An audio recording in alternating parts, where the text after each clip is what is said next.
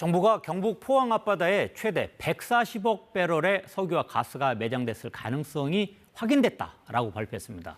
시추 성공률도 20%라고 밝혔습니다. 박대기 기자와 함께 이번 발표 내용 자세히 살펴보겠습니다. 안녕하세요. 네, 안녕하십니까. 자, 그러면은 발견이 됐는데 가능성이 있고 그럼 어떻게 우리나라 산유국 되는 건가요?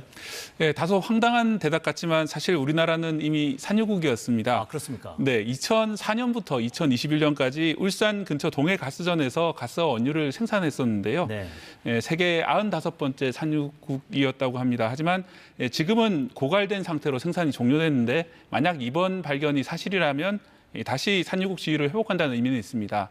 하지만 정부 발표에서 보시듯 매장 가능성이라는 표현이 자주 등장하는데요. 아직은 가능성을 확인한 정도라고 보시면 될 것 같습니다.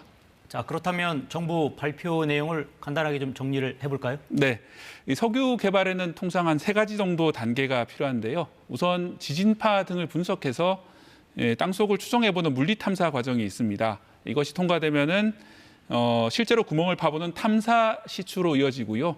그 뒤에는 이 경제성을 따져서 개발하는 상업 개발까지 이어지게 되는데 현재는 물리 탐사를 마치고 여기에 이제 최대 140억 배럴 가능성이 있다가 확인된 상황이고요. 12월부터 그러니까 이 탐사 시추를 통해서 실제로 있는지 확인해 보겠다는 것이 이 정부 발표 내용입니다. 지금 정부 발표 내용에 따르면 네. 최대 140억 배럴. 지금 이 정도 묻혀 있을 거다 이렇게 판단하고 있는데 이거 어떻게 찾아낸 겁니까? 네, 만약에 실제로 존재한다면 그게 우리나라 천연가스 사용량의 29년 정도, 그리고 석유로는 4년 정도 되는 막대한 양인데요.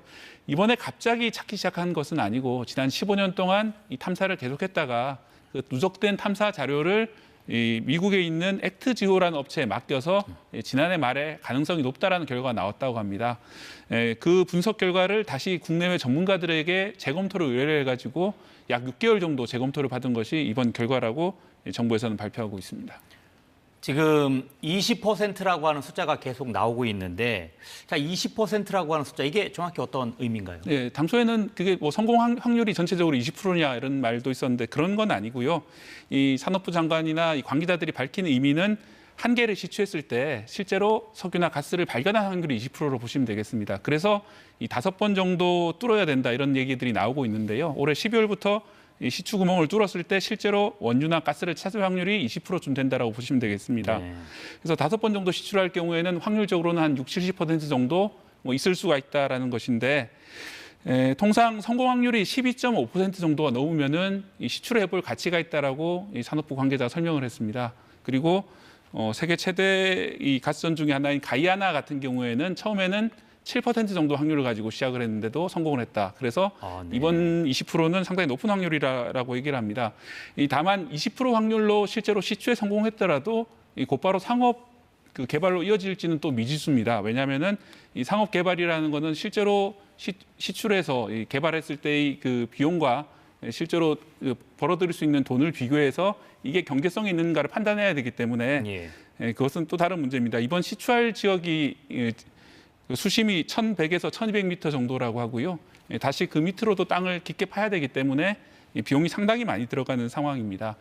지금도 세계 곳곳에서는 이런 심해 유전이라든지 아니면 미국의 셰일가스처럼 이 매장 존재 자체는 알고 있지만 이 경제성이 안 나와서 개발을 못하는 것들도 있기 때문에 이번 것들도 경제성이 있는지는 좀 더 지켜봐야 될 상황으로 보입니다.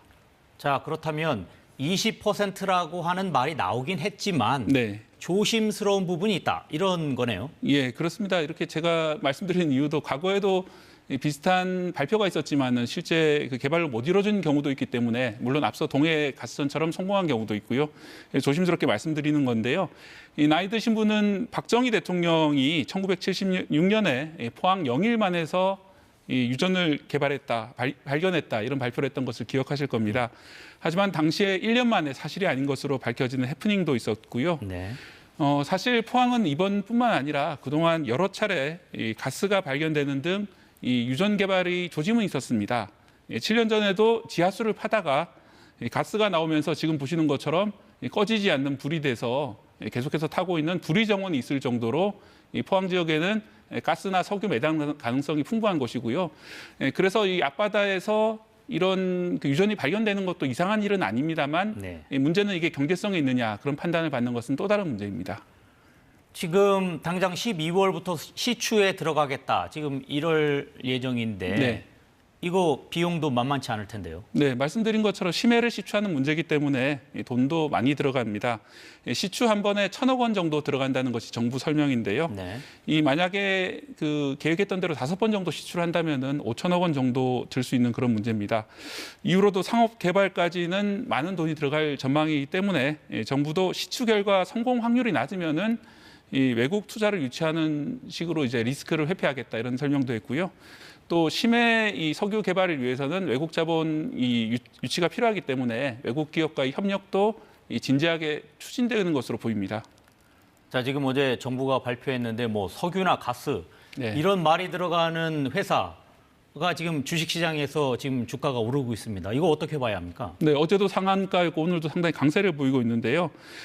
실제로 시추를 올해 말에서 내년까지 성공을 하고 원유 개발로 순조롭게 이어지더라도 2035년쯤부터 상업 생산이 가능합니다. 네. 약 11년 뒤기 때문에 지금 급등하는 것들이 그때까지 이어질 수 있다 이렇게 보는 전문가들은 많지 않은 상황입니다. 그렇기 네. 때문에 주식 투자라든지 특히 단톡방을 통해서 이제 나오는 정보라든지 이런 투자 정보에는 좀 유의하실 필요가 있겠습니다. 네, 알겠습니다. 오늘 이야기 여기까지 듣겠습니다.